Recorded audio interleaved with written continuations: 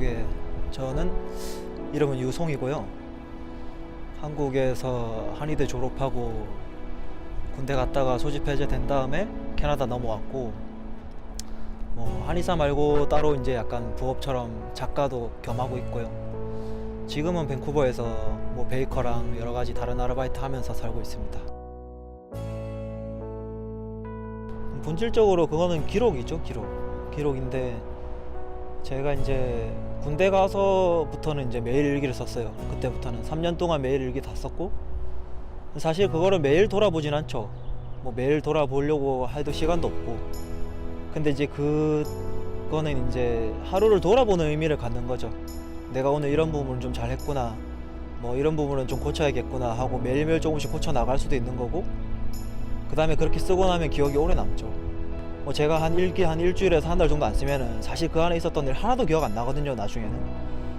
근데 정말 아무 일 없는 것 같아도 그날 하루 돌아보면은 조금이라도 뭔가 있어요.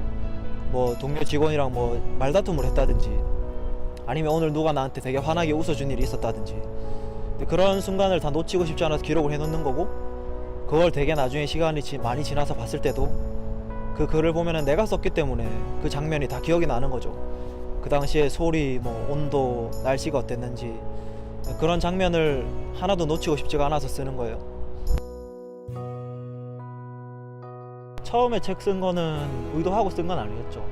제가 처음에 책을 냈을 때는 중학교 3학년 때였기 때문에, 근데 책을 읽는 걸 굉장히 좋아했고, 읽다 보니까 나도 한번 써보고 싶다는 생각을 했고, 그때는 이제 책을 쓴다기보단 글을 쓴다는 느낌으로 쓴 거죠. 근데 글을 쓰다 보니까 이제 사람들한테 어떻게 인기를 얻어가지고 출판사에서 이걸 책을 내보자 하고 연락이 왔고, 그거를 거절할 이유가 없는 상황이었죠. 당연히 좋다고 책을 냈고. 근데 그 책을 내고 나서 사실은 그 출판사는 망해버렸어요. 그래서 원래 있던 원고만큼의 출판도 다 끝내지 못한 채로 그냥 부도가 나버렸고, 제 책은 그 상황에서 이제 절판이 된 거죠. 출판 중단이 됐는데, 그래서 그걸 통해서 무슨 어떤 부와 명예 이런 거를 전혀 얻은 게 없어요. 그거는 이제 인생의 어떤 한 부분의 경험이었는데, 그 책을 2권 냈다는 아주 어떻게 보면 굉장히 작은 경험이고, 어떻게 보면 큰 경험인데, 그게 인생의 어떤 방향을 좀 틀어버렸죠.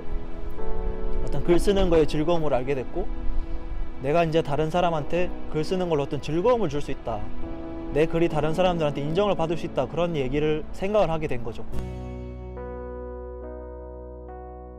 처음에 여기 오기 전에 캐나다 워킹홀리데이 관련해서 책을 찾아봤어요. 이제 항상 저는 뭘 시작하기 전에 책부터 보거든요. 그래서 워킹홀리데이 가기 전에 책부터 숙지를 하고 가면은 처음에 많이 안 해보고 잘할 수 있겠다, 이런 생각을 했고, 그래서 책을 봤더니 책이 너무 별로 없는 거예요. 너무 별로 없었고, 호주에 비하면은 정말 책이 별로 없더라고요. 책도 별로 없지만 읽어보면은 이제 약간 위키피디아식의 그런 정보만 많이 있는 거죠. 캐나다 인구는 몇 명이다, 사스케처원이 있고, 뭐가 있고. 사실 우리한테 필요한 건 그런 얘기가 아니라고 생각했거든요. 진짜 가서 살았을 때 뭐가 문제가 되는지, 어떤 게 좀 도움이 되는 정보인지. 그래서 이제 오기 전부터 가면 이걸 써야겠다고 생각을 했죠. 책이라는 건 쓰면 쓸수록 그 다음에 더 다른 책을 쓰고 싶어요. 더 잘할 수 있다는 생각이 들고, 좀 더 잘해보고 싶다는 열망이 굉장히 크거든요. 그럼 그 다음에 도대체 무슨 책을 쓸 것인가. 1순위로 생각나는 거는 1년치 캐나다 생활에 대한 책이 제일 쉬울 것 같아요. 그거 말고는 제 인생에서 제일 길게 봤을 때 그냥 죽기 전에 이걸 끝내고 싶다 하는 그런 책을 한번 쓰고 싶거든요. 예를 들면은 제가 항상 힘들 때 생각하는 사람이 호빵맨 작가거든요. 호빵맨 작가가, 그 사람이 90몇 살인가 그때 유명해졌대요. 그 사람이 90살까지 유명해지지 않고 뭔가 꾸준히 노력을 하면서도 어떤 확실한 결과물을 얻지 못했을 때 굉장히 좌절스럽게 싶거든요. 근데 그 사람은 그때까지 버텨서 결국은 지금 이렇게 좋은 만화를 남긴 거잖아요. 저도 그런 게 마지막에 꿈이고, 죽기 전에 그런 걸 해보고 싶은 게 꿈인데, 과연 도대체 내가 어떤 이야기를 써서 그걸 할 수 있을 것인가, 그게 제일 고민이죠. 정말 이제 내가 살면서 좋은 글을 남길 수 있을까? 자신이 없어요. 지금도 자신이 없고. 그렇지만 항상 그 작가를 생각하면서 제 마음속에 제일 깊은 곳에 있는 방어장치 같은 거, 그래도 그 사람을 생각하면서 나도 90살까지 그래도 끝까지 노력을 하자, 끝까지 노력하지 않고서 내가 핑계를 댈 수 있는 부분이 없으니까 그냥 지금 제가 글쓰기를 중단해버리면 나중에 무슨 핑계를 댈 수 있겠어요. 근데 최소한 90살까지 나는 연필을 놓지 않겠다. 그게 이제 어떤 제 인생의 큰 결심 중에 하나였어요. 그래서 그 사람을 항상 마음속에 지니고 있고, 누가 힘들다고 얘기할 때 그 사람 이야기를 많이 해줘요. 우리도 힘들지만 그렇게 해서 90살까지 버티면서 자기의 노력을 해온 사람이 있었고, 그 사람이 지금 우리 마음속에 호빵맨이라는 마음을 만화를 남긴 것처럼 우리도 할 수 있을 거란 믿음을 가지고 노력하자 항상. 그게 이제 사실은 기성세대가 하는 말이랑 똑같지만 차이는 이제 서 있는 위치의 차이라고 생각해요. 저는 동일한 선상에 서 있는 거고, 기성세대는 이미 앞서가서 편한 자리에 서 있는 거기 때문에 그런 얘기를 서로, 우리 또래끼리 서로 얘기를 주고받을 수 있다면은 좋다고 생각해요.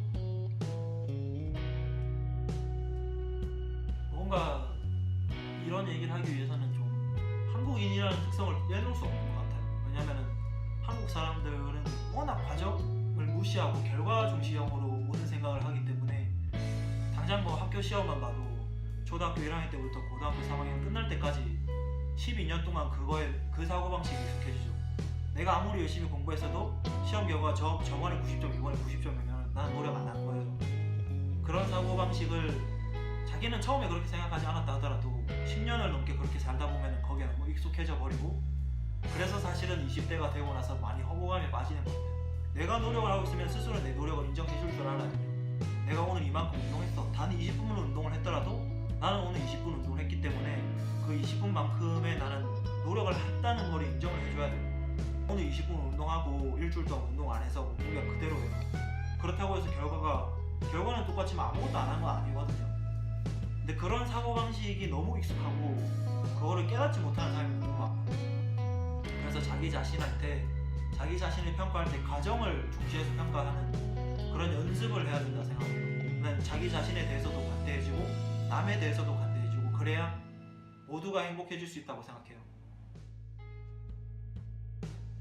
그 제 또래랑 그 아래 동생들이 상당히 힘들게 살고 있다고 생각하고, 그리고 그냥 상황이 힘든 것뿐만 아니라 어떤 마음에서 어떤 한계를 많이 느끼고 있다고 생각을 해서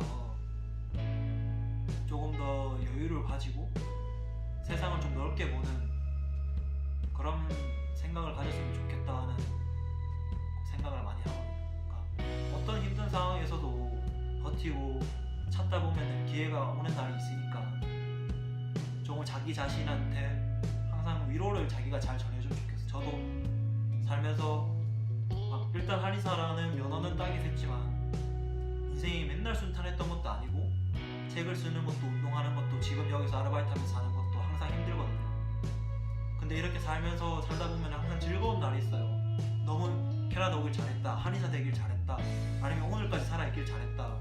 근데 그런 날이 항상 있으니까 그런 날이 왔을 때 이제 후회되지 않도록 항상 열심히 살고 항상 눈을 크게 뜨고 기회를 찾고 자기가 견딜 수 있는 한도 내에서 최대한 노력을 해서 기회를 잡으려고 자기의 체력과 어떤 지력과 덕을 갖추려고 노력을 하고, 어떤 좀 더 완성된 인간이 되기 위해서 항상 노력하는 우리 또래와 동생들이 되면 좋겠어요.